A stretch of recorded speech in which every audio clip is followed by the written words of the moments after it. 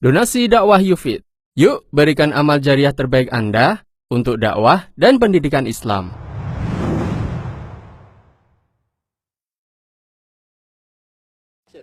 Bismillahirrahmanirrahim. Assalamualaikum warahmatullahi wabarakatuh. Innal hamdalillah wassalatu wassalamu ala Rasulillah wa ala alihi wa ashabihi wa mawalah. Wala haula wala quwwata illa billah. Amma ba'du. Alhamdulillah, para pemirsa rahimani wa rahimakumullah. Insyaallah kita melanjutkan pembahasan kita, pelajaran dari Kitab Tauhid.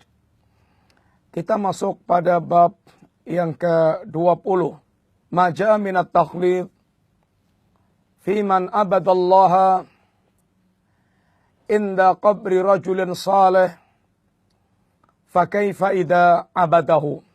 Beribadah kepada Allah dilakukan di kuburnya orang saleh, maka diperingatkan dengan keras, terlebih apabila seorang dia beribadah kepada kuburan orang saleh tersebut. Para pemirsa yang rahmati Allah, ini termasuk di antara penjagaan Rasulullah SAW terhadap masalah tauhid, agar benar-benar kemurnian agama terjaga. Maka semua wasilah yang akan mengantarkan kepada perbuatan syirik dilarang oleh Allah, dilarang oleh Rasulnya SAW. Beliau membawakan beberapa riwayat. Yang pertama, dalam riwayat yang sahih dari Aisyah radhiyallahu anha menceritakan bahwa Ummu Salamah pernah menceritakan berkaitan dengan keberadaan gereja yang dilihatnya saat beliau berada di Habasyah, dan berbagai patung-patung, gambar-gambar yang ada dalam gereja tersebut. Maka apa komentar Rasulullah sallallahu alaihi wasallam? Ulaika qaumun idza mata fihim ar-rajulu salih awil abdi salih. Mereka ini suatu kaum, apabila meninggal di tengah-tengah mereka ar-rajulu salih awil abdu salih, meninggal seorang yang saleh atau hamba yang saleh, banau ala qabrihim masajida. Mereka membangun masjid-masjid di atas kuburnya orang-orang saleh tersebut. Membangun kubur atau membangun masjid di atas kuburan mereka maksudnya membangun tempat ibadah untuk menyembah kepada Allah di atas kubur-kubur mereka, atau mereka melakukan ibadah kepada Allah dilakukan di kubur-kubur mereka. Semuanya termasuk di antara menjadikan kuburan sebagai masjid. Dan wasawaru fihi tilka suwar. Dan mereka pun membuat gambar-gambar, membuat patung-patung orang-orang saleh yang meninggal tersebut. Lalu Nabi katakan, ulaika syirarul khalqi indallah, bahwa orang yang mereka menjadikan kuburan sebagai masjid dan orang yang mereka membuat gambar-gambar patung-patung orang saleh, ini adalah sejelek-jelek manusia.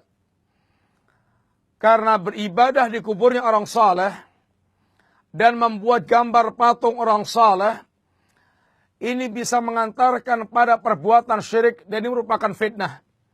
Maka di sini telah mengumpulkan dua fitnah besar, fitnah kuburan dan fitnah gambar atau patung. Yang kaumnya Nabiullah Nuh alaihissalatu wassalam terjerumus dalam perbuatan kesyirikan, berawal dari mematungkan orang-orang saleh, menggambar orang-orang saleh yang telah meninggal. Dalil yang kedua, Rasulullah sallallahu alaihi wasallam beliau ketika sedang dalam keadaan sakit parah, menjelang wafat beliau. Dalam keadaan sakit parah, beliau tutupkan kainnya ke muka beliau. Lalu ketika sesak nafas, beliau buka kainnya. Dan kemudian Rasulullah SAW mengatakan, La'natullah alal Yahudi wan Nasara ittakhadu qubura anbiyaihim masajida. Laknat Allah terhadap orang-orang Yahudi dan Nasrani yang menjadikan kuburan para nabi mereka sebagai masjid-masjid.